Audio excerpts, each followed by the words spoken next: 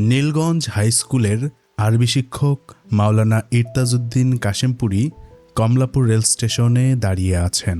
তার বয়স প্রায় ৬০। স্থূলকায় বেঁটেখাটো মানুষ, মুখ ভর্তি দাড়ি। দাড়ির রং সাদাও না কালোও না, সাদা কালোর মাঝামাঝি। মাথা সম্পূর্ণ কামানো।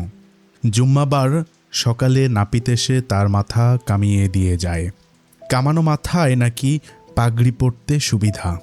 শুক্রবার তিনি পাগড়ি পরেন, চোখে সুরমা দেন, কানের লতিতে সামান্য আতরও দেন। জানু পর্যন্ত লম্বা পিরান পরে জুম্মার নামাজে ইমামতি করতে যান।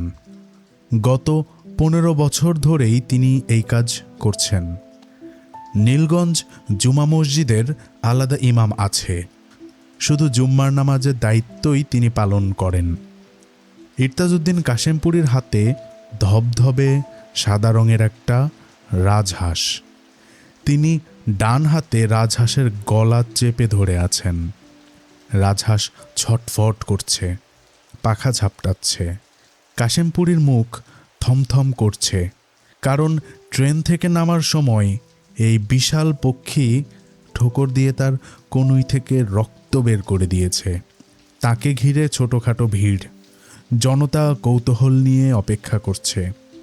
কাশেমপুরী ও তার রাজহাঁস জনতার মধ্যে এক ধরনের আনন্দ মিশ্রিত আগ্রহ জাগিয়ে তুলতে সক্ষম হয়েছে।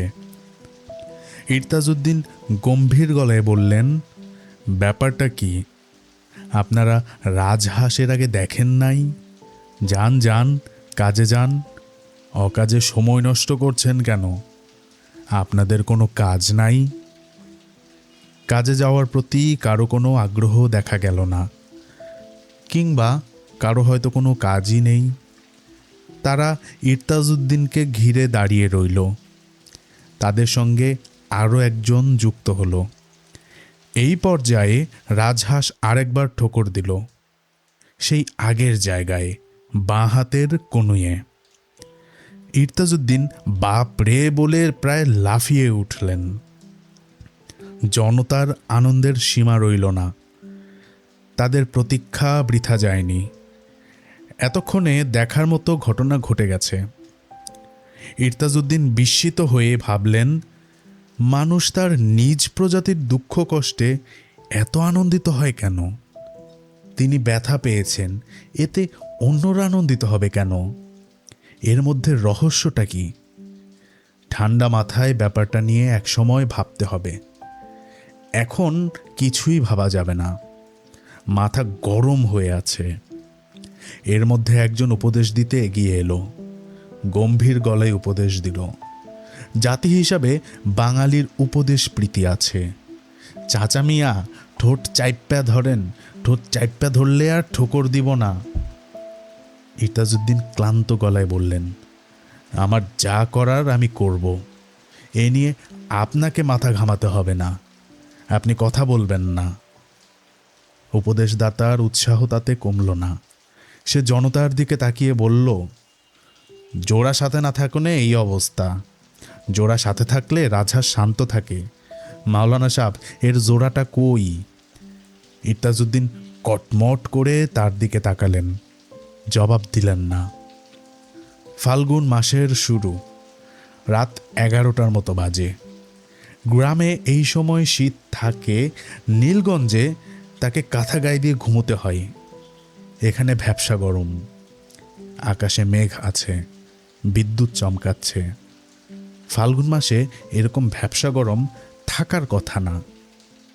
আকাশে মেঘ থাকার জন্যেই বোধহয় এই অস্বাভাবিক উত্তাপ।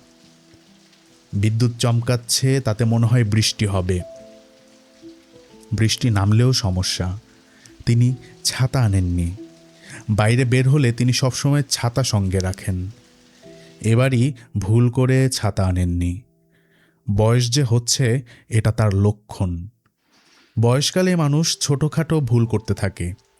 ছোটোখাটো ভুল করা যখন অভ্যাস হয়ে যায়, তখন করে বড় ভুল। ইরতাজউদ্দিনের গায়ে তসরের গলাবদ্ধ কোট, গলায় মাফলার। গরমে তার গা ঘেমে যাচ্ছে। কে জানতো ঢাকা শহরে ফাল্গুন মাসের শুরুতে শীত থাকে না? শহরে মানুষ বেশি হয়ে গেছে, মানুষের শরীরের গরমে শহর গরম। কত লক্ষ লোক এখন এই শহরে বাস করছে কে জানে, সংখ্যাটা জানা থাকা দরকার। তার পানির পিপাসা হচ্ছে, পানি কোথায় পাওয়া যায় ইরতাজউদ্দিন জানেন না। এরা এত বড় স্টেশন বানিয়ে রেখেছে কিন্তু পানির ব্যবস্থা রাখেনি। পুটলা পুটলি পানির পিপাসা এবং কনুইয়ে হাঁসের কামড় নিয়ে তিনি বড়ই বিব্রত বোধ করছেন। তাকে যেতে হবে মালিবাগ, 18/6 পশ্চিম মালিবাগ, গলির ভেতর বাসা। আগে একবার মাত্র এসেছেন, এখন খুঁজে পাবেন কি না কে জানে। ঢাকা শহরের সব গলি তার কাছে একরকম লাগে। শুধু গলি কেন, এই শহরের মানুষগুলো একরকম লাগে। মানুষ তো না, যেন মানুষের ছায়া। মানুষের সঙ্গে মানুষের তফাত করা যায়, ছায়ার সঙ্গে ছায়ার তফাত করা যায় না। ঢাকা হলো ছায়া মানুষের দেশ, ছায়া নগরী। কমলাপুর থেকে মালিবাগ 1 টাকা ভাড়ায় ইরতাজউদ্দিন একটা রিক্সা জোগাড় করে ফেললেন। রিক্সাওয়ালা তাকে ঠকালো কিনা তিনি বুঝতে পারছেন না। ঢাকা শহরে তার আশা হয় না, রিক্সা ভাড়া সম্পর্কেও তার ধারণা নেই। তিনি কাউকে ঠকাতে চান না, কারো কাছ থেকে ঠকতেও চান না। শহরের মানুষ অন্যকে ঠকাতে ভালোবাসে। রিক্সাওয়ালা ভাই, আপনার নাম কি? বদরুল। শুনেন বদরুল ভাই, 1 টাকার বদলে আমি আপনাকে 2 টাকা দেব, আপনি বাসাটা খুঁজে বের করে দেবেন। আমার কাছে ঠিকানা আছে 18/6 পশ্চিম মালিবাগ। রাজি আছেন? রাজি থাকলে বলেন আলহামদুলিল্লাহ, রাজি না থাকলে কোনো কথা বলার দরকার নাই। বাসার রেলগেটের লগে? এসব আমার কিছুই মনে নাই, একবার মাত্র এসেছিলাম। শুধু মনে আছে বাসার সঙ্গে একটা ছাতিম গাছ আছে, মরা গাছ। ছাতিম হলো পল্লী গ্রামের গাছ, এরা শহরে বাঁচে না বলেই মরা। উঠেন দেখি, আল্লাহ ভরসা। আপনাকে আলহামদুলিল্লাহ বলতে বলেছিলাম, বলেন আলহামদুলিল্লাহ। রিক্সাওয়ালা বিস্মিত গলায় বললেন আলহামদুলিল্লাহ। রাত কম হয়নি, অথচ দোকানপাট খোলা, রাস্তায় প্রচুর লোক, চায়ের দোকানে গান বাজছে। এর মানে কি? এরকমই কি সারা রাতই চলবে? এরা রাতে ঘুমোবে না? কিছু দূর যেতেই তার রিক্সা একটা মিছিলের মধ্যে পড়ে গেল। বড় কিছু না, 25-30 জনের মিছিল, তবে তাদের সবার হাতেই মশাল। মশাল থেকে আলো যত না বের হচ্ছে তার চেয়ে বেশি বের হচ্ছে ধোঁয়া। প্রত্যেকের মুখ ঘামে চকচক করছে। তাদের গলা তত জোরালো না, মনে হয় অনেকক্ষণ মিছিল করে তারা ক্লান্ত। বদরুল রাস্তার একপাশে রিক্সা দাঁড় করিয়ে কৌতূহলী চোখে মিছিলের দিকে তাকিয়ে রইল। তারা একটাই স্লোগান দিচ্ছে, জালো জালো আগুন জালো।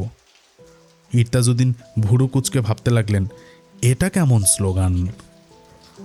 জালো জালো আগুন জালো কেন? স্লোগান হওয়া উচিত শান্তি বিষয়ক, নেভাও নেভাও আগুন নেভাও। মিছিল দেখে রাজহাঁস উত্তেজিত হয়ে পড়েছে, লাফ দিয়ে নেমে পড়তে চাচ্ছে। ইরতাজউদ্দিন বিরক্ত মুখে হাঁসের গলা চেপে ধরে বসে আছে। রাজহাঁস অবাক হয়ে মিছিলের মশাল দেখছে। তার জীবন কেটেছে কুপি এবং চাঁদের আলোর আশেপাশে। মশালের আলোয় সে ইরতাজউদ্দিন সাহেবের মতোই অভ্যস্ত নয়। মাঝে মাঝেই সে ডানা ঝাপটাচ্ছে। মিছিল হুট করে একটা গলির ভেতরে ঢুকে গেল। হঠাৎ চারদিক শান্ত হয়ে গেল।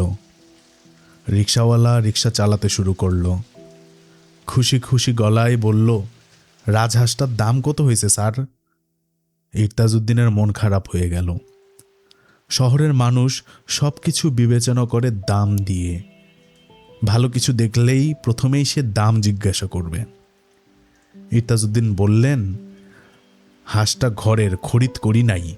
আমার ছোট ভাই থাকে মালিবাগে, তার জন্য নিয়ে যাচ্ছি। না, ঠিক তার জন্য না, তার একটা মেয়ে আছে, এপ্রিল মাসে তার বয়স হবে 4, তার জন্য নিয়ে যাচ্ছি। শিশুরা পশু পাখি পছন্দ করে। ও শহর বন্দরে থাকে, এইসব জিনিস তো দেখে না। ইরতাজউদ্দিন সাহেব লক্ষ্য করলেন তার ক্ষুধাবোধ হচ্ছে। নানান উদ্বেগ ও উত্তেজনায় তার ক্ষুধার কথা এতক্ষণ মনে হয়নি, এখন ক্ষুধা জানান দিচ্ছে। সন্ধ্যায় কিছু খাওয়াও হয়নি, রাত হয়েছে মেলা, 12টার কম না। বয়সের সঙ্গে সঙ্গে খিদে সহ্য করার ক্ষমতাও মানুষের কমে যায়। বয়সে শুধু যে শরীর ভাঙে তাই না, শরীরের ভেতরে যে আত্মা বাস করে সে আত্মাও ভাঙতে থাকে। আত্মা ক্ষতিগ্রস্ত হবার কারণে বুড়োরা নিজের অজান্তেই ভ্রান্তির জগতে চলে যায়। তিনি নিজেও চলে গিয়েছেন কিনা কে জানে। একমাত্র সত্যবাদিতাই ভ্রান্তির জগতে প্রবেশে বাধা দেয়। তিনি এই কারণে সত্য কথা বলেন। গত 20-25 বছরে তিনি মিথ্যা বলেছেন এরকম মনে পড়ে না। মালিবাগে অনেকক্ষণ ধরেই রিক্সা ঘুরছে, বাসা খুঁজে পাওয়া যাচ্ছে না, নাম্বারের কোনো ঠিকানাও নেই। এই 13 নম্বর বাড়ি, পরেরটা 21, 11, মাঝখানে নম্বরগুলি গেল কোথায়? পশ্চিম মালিবাগ যদি থাকে তাহলে পূর্ব মালিবাগও থাকার কথা। পূর্ব মালিবাগ বলে কিছু নেই। আশ্চর্য কথা, গলিতে লোকজন তেমন নেই। মাঝে মাঝে যে 2-1 পাওয়া যাচ্ছে তারা এই পৃথিবীতে বাস করে বলেই মনে হয় না। 18/6 বাসাটা কোথায়? জিজ্ঞাসা করার পর অবাক হয়ে তাকিয়ে থাকে, তারপর হাই তোলে। বিস্মিত মানুষ হাই তুলতে পারে না। এতে বিস্ময় যেমন মেকি, হাইটাও তেমনি মেকি। শহরের সব কিছুই মেকি। এতক্ষণ ধরে মাফলার পরে থাকায় গলা চুলকাচ্ছে। 2টা হাতই বন্ধ, গলা চুলকানো সম্ভব না। মানুষের 3টা করে হাত থাকলে ভালো হতো। 3 নম্বর হাতটা সময়ে অসময়ে কাজে লাগত। এই ধরনের অদ্ভুত চিন্তা মাথায় আসায় ইরতাজউদ্দিন মনে খুবই দুঃখ পেলেন। আল্লাপাক অনেক চিন্তা ভাবনা করে মানুষ বানিয়েছেন। তিনি যদি মনে করতেন মানুষের 3টা হাত প্রয়োজন, তিনি 3টাই দিতেন। ইরতাজউদ্দিন মনে মনে 3বার বললেন, তওবা আস্তাগফিরুল্লাহ। রাজহাঁসটা বড়ই যন্ত্রণা করছে। তিনি গলা চেপে ধরে আছেন, এই অবস্থাতেও কামড়াতে চেষ্টা করছে। 2টা হাঁস আনেননি, তার 2টা আনারই পরিকল্পনা ছিল। একটাকে ধরা গেল না, মেয়ে হাঁসটা ধরা পড়ল। তার পুরুষ সঙ্গী ঝাঁপিয়ে পড়ল পুকুরে। বেচারা এখন বোধহয় সঙ্গিনীকে খুঁজে বেড়াচ্ছে। জোর ভেঙে একটাকে আনা ঠিক হয়নি। ইরতাজউদ্দিনের মন খারাপ লাগছে। বোবা প্রাণী মনের কষ্টের কথা কাউকে বলতে পারবে না। একজন আরেকজনকে খুঁজবে।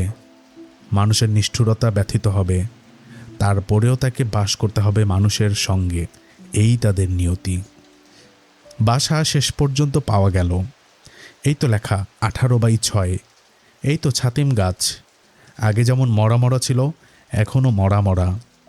ইরতাজউদ্দিন সাহেব রিক্সাওয়ালাকে 2 টাকার বদলে অতিরিক্ত একটা আধুলি দিলেন। তার ইচ্ছা করছে 1 টিন মুড়িও দিয়ে দিতে। শাহেদের কথা মনে করে এনেছেন বলে দিতে পারছেন না। বদরুল মিয়া। জি স্যার। আপনি অনেক কষ্ট করেছেন, আমি আপনার জন্য খাস দিলে দোয়া করব।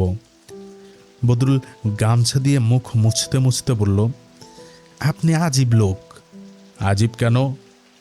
বকশিস দিলেন, আবার দোয়াও করলেন, কেউ এমন করে না। ইরতাজউদ্দিন দীর্ঘশ্বাস ফেলতে ফেলতে বললেন, আমরা সবাই আজীব।